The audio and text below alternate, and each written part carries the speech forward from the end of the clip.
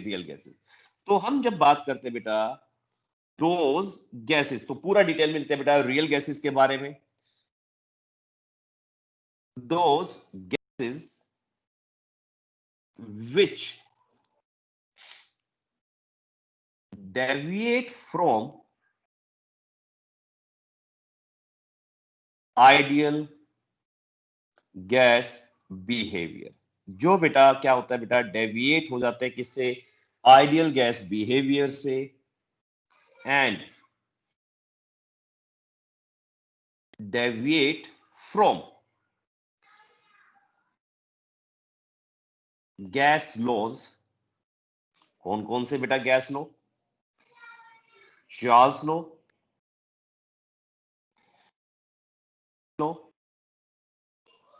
Mostly इसी से बेटा, at higher temperature, at higher pressure and lower temperature,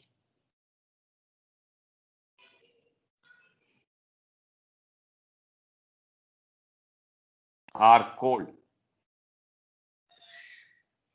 real gases। ऐसी गैस को हम क्या कहते हैं बेटा, रियल गैसेस कहते हैं बेटा, फुल स्टॉप। अब ये ऐसा क्यों होता है बेटा कि हमें रियल गैसेस कहते हैं, हमने कहा था बेटा जो आइडियल गैसेस होते हैं वो कभी भी एक दूसरे के साथ इंटरेक्ट नहीं करती, बट जो हमारे पास रियल गैसेस होती है ये एक दूसरे के साथ इंटरेक्ट करती है। वो इंटरेक्ट करने का मतलब होता है वो इनके बीच में क्या होता है, फोर्स ऑफ अट्रैक्शन हो जाता है। जैसे हम बात करते हैं बेटा दिस इज या it is because of, it is because force of attraction, force of attraction. जो फोर्स ऑफ अट्रैक्शन होता है बेटा between the gaseous molecules, between the gaseous molecules increases. अब बेटा देखिए जब फोर्स ऑफ इंटरेक्शन इंक्रीज करेगा, ध्यान सुना बेटा, फोर्स ऑफ इंटरेक्शन इंक्रीज करेगा तो ऑटोमेटिकली वो क्या होंगे, they changes into liquid states at low temperature, they changes into liquids at low temperature and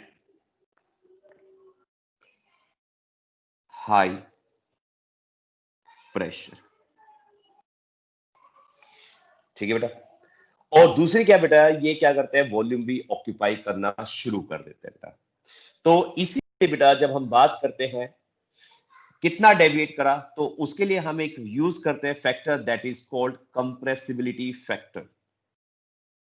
कौन सा फैक्टर यूज करते हैं, कंप्रेसिबिलिटी फैक्टर यूज करते हैं बेटा, और कंप्रेसिबिलिटी फैक्टर को डिनोट करते हैं Z से। ठीक है बेटा, और ये कंप्रेसिबिलिटी फैक्टर क्या डिनोट करता है, it helps to determine the deviation of real gases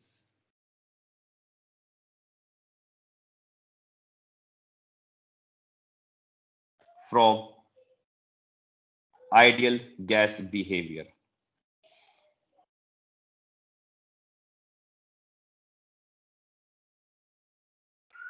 ठीक है बेटा, अब इसको लिखते कैसे बेटा, देखिए compressibility factor is given by या it is defined as the ratio of the product of PV divided by NRT, यानी रेशियो होता है पीवी अपॉन एनआरटी का।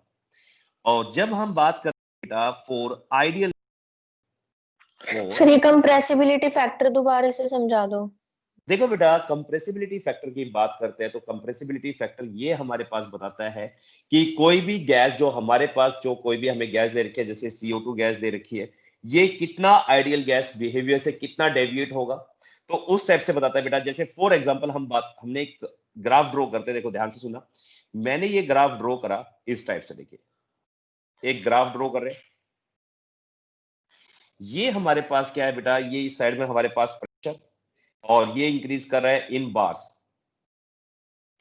और इस साइड में हमारे पास क्या है, ये z की वैल्यू है, ठीक है बेटा। और z की वैल्यू यहां से नीचे से ऊपर की तरफ क्या कर रही है, इंक्रीज कर रही है। एक सेकंड बेटा, हाँ जी बेटा। अब जब हम आइडियल गैस की बात करते हैं, आप भी जानते हो आइडियल गैस इक्वेशन क्या होती है बेटा, anyone knows what is the ideal gas equation, PV is equal to nRT। तो उसके लिए, हाँ जी बेटा, तो z की वैल्यू क्या हो जाएगी इसके लिए, यदि PV is equal to nRT लाना, तो what is the value of z, 1 बिल्कुल सही। For ideal gas z is equal to 1 होता है बेटा, देयरफॉर इसी वजह से हमारे पास जो इक्वेशन आती है वो आती है PV is equal to nRT। यानी जब z की वैल्यू हमारे पास क्या होती है बेटा, 1 आती है, तो ये इक्वेशन कहलाती है, ये हमारी लाइन होती है आइडियल गैस के लिए। अब ध्यान से सुनिए बेटा, अब ये कहता है कितना डेविएट करता है, ठीक है बेटा। तो z इज इक्वल टू 1 होता है for ideal gas, that is it shows, यानी जो भी गैस होगी बेटा जिसकी z की वैल्यू 1 होती है, ठीक है बेटा, तो वो कौन सी गैस है, ideal gas. It shows ideal behaviour under all conditions. वो एक दूसरे के साथ कभी भी इंटरेक्ट नहीं करेगी, ठीक है बेटा, अंडर ऑल कंडीशंस। जब हम बात करते हैं कौन सी कंडीशंस होती है बेटा, सिमिलर कंडीशंस की बात करते हैं बेटा, तो हमारे पास कौन सा होता है, टेम्परेचर एंड प्रेशर। अब हमारे पास जब हम बात करते हैं रियल गैसेस की बात करते हैं बेटा, फॉर रियल गैसेस तो z is not equal to 1, it is either greater than 1, और क्या हो सकता है बेटा, लोअर देन 1। अब ग्रेटर देन 1 और लोअर देन 1 क्या होगा बेटा, तो ये हमारे पास बताता है कि फोर्स ऑफ इंटरेक्शन। ध्यान से सुनना बेटा, z हमारे पास क्या होता है बेटा, एक तरह की, ये जब हम बात करते हैं गैसेस के बीच में इंटरेक्शन होती है, तो इंटरेक्शन होगी ऑटोमेटिकली, क्या होता है बेटा, इंटरेक्शन होगी उनके बीच में। तो इंटरेक्शन का मतलब क्या होता है कि जब हम कोई भी गैस, देखिए जैसे हमारे पास कोई भी एक कार्बन है, इस कार्बन को हम इस ऑक्सीजन के साथ कंबाइन कराते हैं, तो आइडियल गैसेस क्या होती है बेटा, ये हमारे पास कार्बन गैस है, ये गैस है, ये कभी भी एक दूसरे के साथ रिएक्ट नहीं करती। फॉर एग्जाम्पल की बात करें, हाँ जी बेटा, देखो पूछ रहा हूं तो माइक ऑन कर लेना बेटा प्लीज, इस बीच में माइक ऑन मत कीजिए, तो क्या होती है डिस्टरबेंस हो जाती है मेरे कान में भी, क्योंकि मैंने हेडफोन लगा रखा है ना, एकदम डिस्टरबेंस हो जाती है। तो इसमें क्या होता है बेटा, कार्बन हमारे पास, देखो मैंने गैसेस स्टेट में भी ले रखा है ये, तो ये कार्बन हमारे पास क्या है, ये कार्बन और ऑक्सीजन मैंने किसी भी एक कंटेनर में ले रखे, यदि एक दूसरे के साथ इंटरेक्ट नहीं करते तो ये कौन सी गैस कहलाती है, ideal gas. If they interact with each other, ये इंटरेक्ट कर जाए एक दूसरे के साथ, तो क्या हो जाएगी, ये कहलाएगी CO2 गैस बन जाएगी। और CO2 गैस के अंदर क्या होगा बेटा, ये कार्बन एंड ऑक्सीजन में से, अब देखो इस टाइप से होता है, out of carbon and oxygen, oxygen is more electronegative in nature, इसलिए इस ऑक्सीजन पे पार्शियल नेगेटिव चार्ज और कार्बन पे पार्शियल पॉजिटिव, ऐसे इस साइड में क्या आ जाएगा, नेगेटिव चार्ज आ जाएगा बेटा। ऐसे ही कार्बन दूसरे वाले मॉलिक्यूल्स के बीच में इस टाइप से बेटा, इस वाले पे नेगेटिव चार्ज, इस वाले पे पॉजिटिव चार्ज, तो इनके बीच में जो अट्रैक्शन होगी दैट इज नोन एज, हाँ जी बेटा, ये पोलर मॉलिक्यूल है और ये दूसरा पोलर मॉलिक्यूल, जब पोलर मॉलिक्यूल और पोलर मॉलिक्यूल्स के बीच में अट्रैक्शन होगी तो वो क्या कहलाएगी, बिल्कुल सही, डाइपोल डाइपोल इंटरेक्शन। और इनके बीच में क्या हो जाता है बेटा, फोर्स ऑफ अट्रैक्शन इंक्रीज कर जाता है, और जब फोर्स ऑफ अट्रैक्शन इंक्रीज कर गया तो ऑटोमेटिकली बेटा जब इनका वॉल्यूम, ये पास पास आ जाएंगे, वॉल्यूम इंक्रीज करेगा डिक्रीज करेगा, आप मुझे बताइए, जब ये पास पास आ जाएंगे तो ये कंप्रेस होकर आ जाएंगे, पास पास आ जाएंगे बेटा, तो प्रेशर, बिल्कुल से, और प्रेशर बहुत ज्यादा इंक्रीज कर जाता है उस टाइम पे।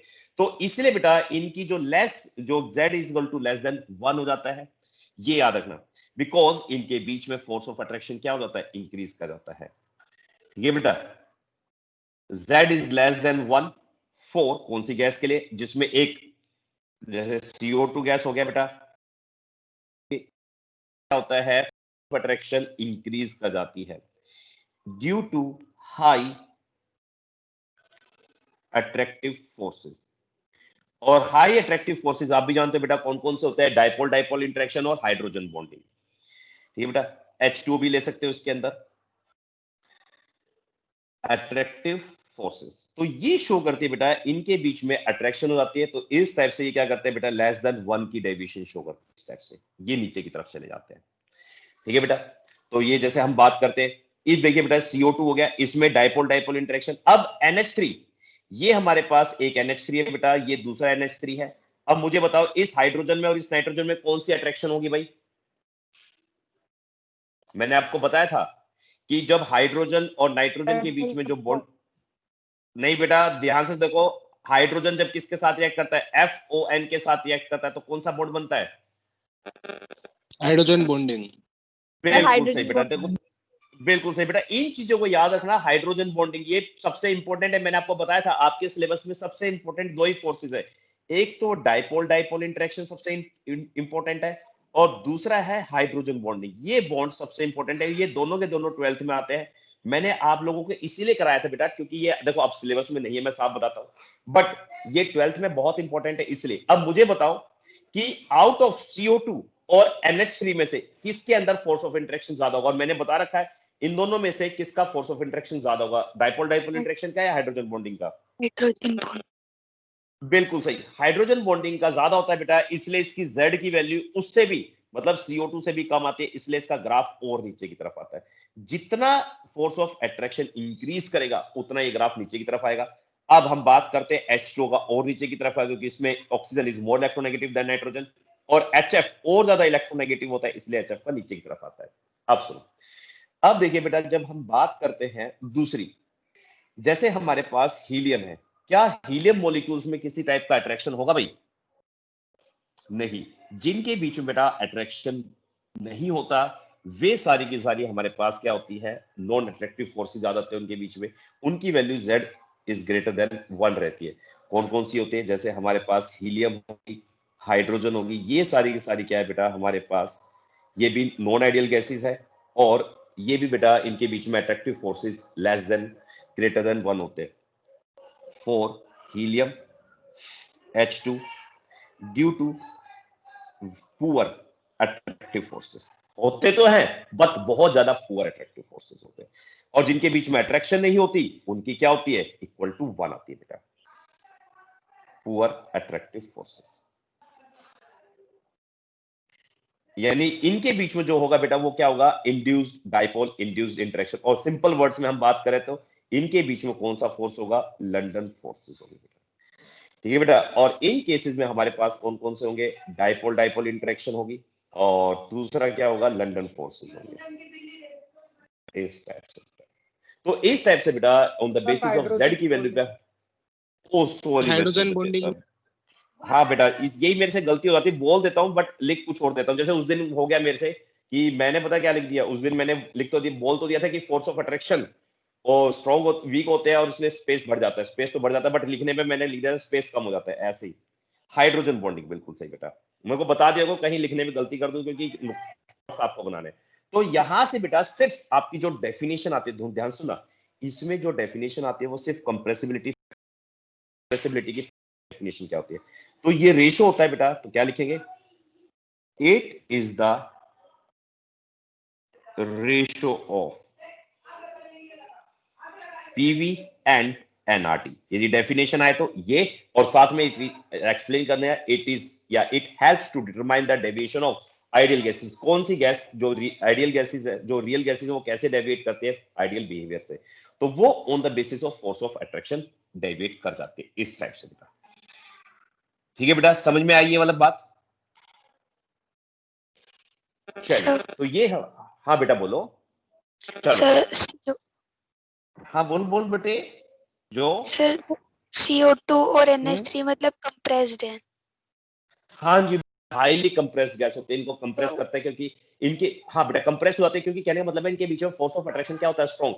यानी ये लो टेम्परेचर पे जब हम बात करते हैं तो ये जल्दी से जल्दी क्या कर जाएंगी, कंप्रेस हो जाएंगी, ये लिक्विड स्टेट में जल्दी चेंज होएगी, क्योंकि इन दोनों गैसेस का जो हम इनकी बात करते हैं, इन गैसेस का क्रिटिकल टेम्परेचर बहुत ज्यादा क्या होता है, बहुत ज्यादा हाई होता है,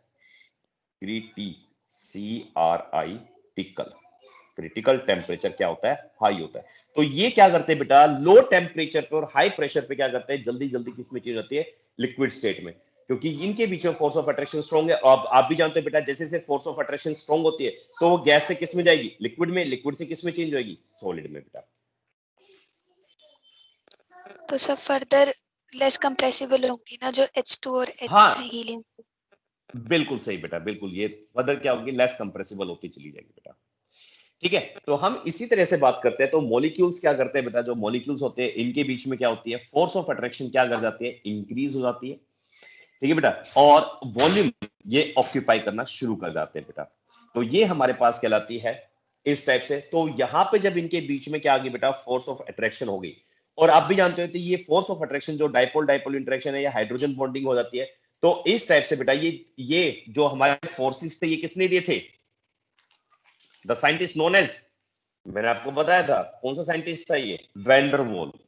तो उसने बेटा क्या कहा, वैन डर वाल इक्वेशन तो हम बात करते हैं, उसने हमें एक इक्वेशन सजेस्ट की फॉर रियल गैसेस। तो यहां आती है बेटा equation of state of real gases या रियल गैस, और इसको हम कहते हैं बेटा वैन डर वाल।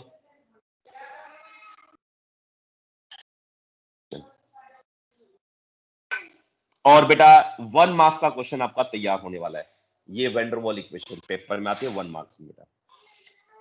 हाँ जी बेटा, तो हम जब बात करते हैं बेटा इसकी वैन डर वाल suggested A modified equation for real, जब हम बात करते हैं रियल गैसेस, या सिंपल हम लिखते हैं बेटा modified the gas equation. Ideal gas equation को क्या कर दिया बेटा, उसने मॉडिफाइड कर दिया, विच डिस्क्राइब द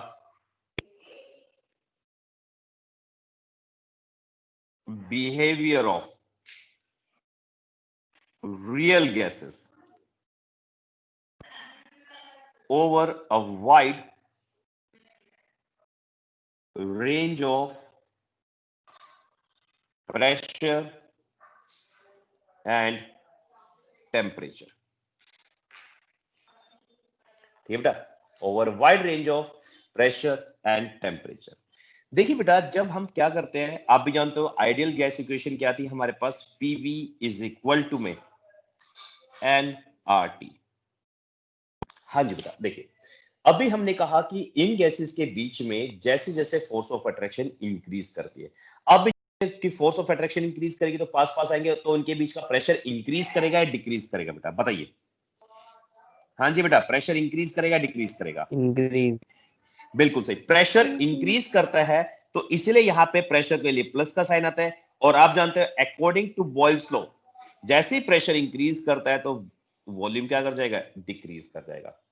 अब क्या होगा बेटा, जैसे ही वॉल्यूम डिक्रीज करेगा तो कितना वॉल्यूम डिक्रीज करेगा, कितना वॉल्यूम ये ऑक्यूपाइड करना शुरू करता है, क्योंकि जब ये अपना एक दूसरे के साथ अटैच करेंगे तो ये वॉल्यूम ऑक्यूपाई करेंगे, और वॉल्यूम ऑक्यूपाई करते हैं तो ओवरऑल वॉल्यूम क्या कर जाता है, सिस्टम का डिक्रीज करना शुरू कर जाता है। तो वो क्या करेंगे बेटा, जितने ये वॉल्यूम, कितना मॉलिक्यूल्स आपस में इंटरेक्ट करेगा, तो नंबर ऑफ मॉलिक्यूल्स हो गए या number of moles of gases जो इंटरेक्ट कर रहे हैं, तो वो इंटरेक्ट कर गए तो इसका ये बी से मल्टीप्लाई करते हैं। वेयर इज द कोवॉल्यूम, कोवॉल्यूम का मतलब क्या हो गया बेटा, जो गैसेस क्या करती है एक दूसरे के साथ इंटरेक्ट करती है। तो यहां पे जब बात करते हैं एन, हमारे पास क्या होगा बेटा, number of moles of gases, B is equal to में, या बी सिंपल सी बात करते हैं, डिटरमाइंस द वॉल्यूम ऑक्यूपाइड, जो अब गैसेस क्या कर रही है, ऑक्यूपाइड कर रही है, बाय द गैसियस मॉलिक्यूल्स, विच, और ये किस पे डिपेंड करता है, उनके साइज पे डिपेंड करता है, which depends upon the size of the molecules, its unit is litre पर मोल। इसकी यूनिट क्या होती है बेटा, लीटर पर मोल। यानी जो हमारे पास ये बी होता है, इन शॉर्ट हम इसको कहते हैं बेटा को वॉल्यूम कहते हैं। यानी जब हमारे पास, जैसे हमारे पास कोई भी एक गैस है, जब ये एक जैसे आइडियल गैसेज होती है, हम भी कहते हैं बेटा ये बहुत दूर दूर होती है और ये एक दूसरे के साथ इंटरेक्ट नहीं करती। जैसे जैसे ये पास आएंगे तो ये क्या करेंगे, एक स्पेसिफाइड रीजन में क्या करेंगी, वॉल्यूम ऑक्यूपाई करना शुरू कर देगी, तो ओवरऑल करना शुरू हो जाएगा, इसलिए हमने नेगेटिव साइन लगा दिया। तो ये वॉल्यूम उसने क्या कर दिया, ऑक्यूपाई कर लिया। अब जब ये वॉल्यूम उसने ऑक्यूपाई कर दिया तो ये हमारे लिए क्या कहलाएगा, को वॉल्यूम कहलाएगा। और इसी को हम क्या करते हैं बेटा, बी से रिप्रेजेंट करते हैं। और ये साइज किस पे डिपेंड करेगा, कितना वॉल्यूम ऑक्यूपाई करा, जितना उनके बीच में फोर्स ऑफ अट्रैक्शन होगा या मॉलिक्यूल का जितना साइज बड़ा होगा उतना ही साइज ऑक्यूपाई ज्यादा करेंगे, और जितना पार्टिकल का साइज छोटा हुआ तो volume occupy bye them is smaller. ठीक है बेटा। अब क्या हो गया, जब हम प्रेशर की बात करते हैं, प्रेशर कितना डिक्रीज करेगा, वो अगेन क्या होता है बेटा, एन स्क्वायर ए अपॉन में वी स्क्वायर, वेयर एन आप भी जानते हैं बेटा क्या होता है, number of moles of gases, और ए हमारे पास होता है बेटा force of attraction, where A force of attraction between the molecules, between the molecules. ठीक है बेटा। और यहां पे जब हम बात करते हैं, ये सिंपल सा A and B the van der Waals constant, ये हमारे पास ये इक्वेशन किसने दी थी, वैन डर वाल ने, इसलिए ये इसके कहलाते हैं वैन डर वाल कांस्टेंट्स कहलाते हैं बेटा, इस टाइप से बेटा। तो कितना प्रेशर इंक्रीज करेगा वो डिपेंड करेगा मॉलिक्यूल्स एक दूसरे के साथ कितना इंटरेक्ट करेंगे। इन शॉर्ट हम बात करते हैं बेटा, ध्यान से सुनो, देखिए ध्यान सुना बेटा, सी ये जब हम बात करते हैं, चलिए छोड़ो बेटा, समझ में आया, ये सिंपल सा हमारे पास था वैन डर वाल इक्वेशन। ये इक्वेशन आपके पेपर में आती है लिखनी, और साथ साथ में पूछता है व्हाट इज द ए और बी किसको रिप्रेजेंट करते हैं, ये पेपर में आता है। और जब ए और बी पूछता है कि क्या होते हैं, तो ये फिर आपके पास क्वेश्चन बन जाता है 2 मार्क्स का। ओनली इक्वेशन कहलाएगी 1 मार्क्स की, और जब ये पूछता है ए और बी क्या होते हैं, तो वो आपके पास 2 मार्क्स का क्वेश्चन हो जाएगा। ये मैंने आपको बता दिया बेटा। अब इसके बाद हम बात करते हैं, अभी थोड़ी देर पहले मैं आपको बताया था क्रिटिकल टेम्परेचर के बारे में। किसके बारे में बेटा, क्रिटिकल टेम्परेचर के बारे में। देखिए बेटा, क्रिटिकल टेम्परेचर क्या होता है, ध्यान से सुनना, the temperature above which a gas, जिससे ऊपर कोई भी गैस लिक्विफाई नहीं हो सकती, बट उससे नीचे सारी की सारी गैस क्या हो जाती है, लिक्विफाइड हो जाती है बेटा। It is a temperature above which a gas can't be liquefied.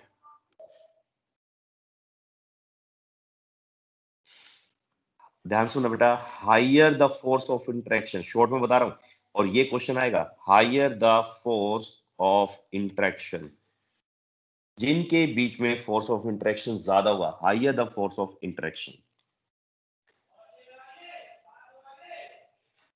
Higher the critical temperature, उनका क्रिटिकल टेम्परेचर भी क्या होगा, हायर होगा। क्वेश्चन कैसे आता है बेटा, ध्यान से सुनो, आपको दे रखा है बेटा, और वो क्या करेगा, जितना ज्यादा हायर क्रिटिकल टेम्परेचर होगा वो उतनी जल्दी इजीली लिक्विफाई हो जाएगा। क्या हो जाएगा बेटा, इजीली लिक्विफाइड। ठीक है बेटा। अब आपको दे रखा है बेटा, 2 टेम्परेचर मैंने आपको दे दिए, एक मैंने NH3 का दे दिया और एक CO2 के लिए दे दिया। CO2 का मैंने आपको दे दिया एज्यूम करके 31.31 डिग्री सेल्सियस, और इसका दे दिया बेटा मैंने 40.1 डिग्री सेल्सियस।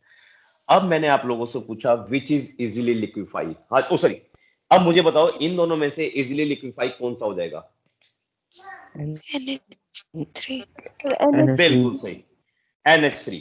और आपसे पूछता हूं बेटा, देखो पेपर में दूसरा क्वेश्चन किस फॉर्म में आएगा, अब मुझे बताओ इन दोनों में से फोर्स ऑफ अट्रैक्शन किसका स्ट्रॉन्ग होगा, NH3।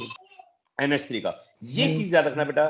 तो ये जो क्वेश्चंस आते हैं ये आपके कंपटीशन में MCQ में आता है, और ये 12th क्लास का टॉपिक है, और जिसका थोड़ा सा पार्ट यहाँ पे है, और 12th में बिल्कुल भी नहीं है, ये सिर्फ इतना सा पार्ट आपके सिलेबस में, जिसका जितना ज्यादा क्रिटिकल टेम्परेचर होगा बेटा, ध्यान से सुना, जिसका जितना ज्यादा क्रिटिकल टेम्परेचर होगा वो उतनी जल्दी इजीली लिक्विफाई कर जाए, क्योंकि उनके बीच में फोर्स ऑफ अट्रैक्शन उतना ही स्ट्रॉन्गर होता है बेटा, ये चीज है।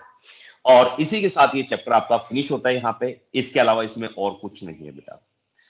अब मुझे बताओ आपके, अब मैं डाउट्स ले लेता हूं, बस इतना था, आपको कॉपी में यही करना है, प्लस में जो असाइनमेंट, थर्ड असाइनमेंट मैंने सेंड किया था, मैं आपको दिखा देता हूं, मेरे पास 2 असाइनमेंट पड़े हुए हैं, ध्यान से देखना। एक तो ये वाला असाइनमेंट, ठीक है भाई, इसमें से ये क्वेश्चन नंबर 9 आप लोगों के लिए इंपॉर्टेंट है, ठीक है बेटा, क्वेश्चन नंबर 9 आप लोगों के लिए इंपॉर्टेंट है, और इसमें से एक भी क्वेश्चन इंपॉर्टेंट नहीं है, बट आपने कहा था कि सर हमें सारे कराना है, इसलिए मैंने आपको सारे कराए, ठीक है बेटा। अब मैं आप लोगों को एनसीईआरटी के इंपॉर्टेंट क्वेश्चन मार्क करा देता हूं जो आपको पेपर में आएंगे, ध्यान से सुनना। मैं हेल्प बुक उठा लेता हूं बेटा, मेरे को 2 मिनट देना, मैं हेल्प बुक ले लेता हूं, और जो जो क्वेश्चंस मैं आपको कह रहा हूं करने सारे ही हैं, वो असाइनमेंट जो मैंने सेंड किया था वो सारे एनसीईआरटी क्वेश्चंस हैं, ठीक है बेटा। मैं इसको आप रिकॉर्डिंग से ऑफ कर देता हूं, ऑफ पार्ट